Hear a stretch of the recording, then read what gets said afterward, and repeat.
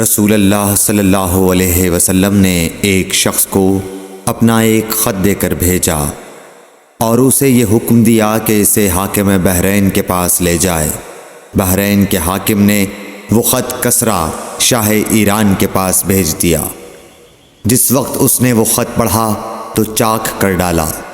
راوی کہتے ہیں اور میرا خیال ہے کہ ابن مسیب نے اس کے بعد مجھ سے کہا کہ اس واقعے کو سن کر رسول اللہ صلی اللہ علیہ وسلم نے اہل ایران کے لیے بد دعا کی کہ وہ بھی چاک شدہ خط کی طرح ٹکڑے ٹکڑے ہو جائیں۔ اللہ نے بہت جلد اپنے سچے رسول صلی اللہ علیہ وسلم کی دعا کا اثر ظاہر کر دیا۔ صحیح بخاری حدیث نمبر 64۔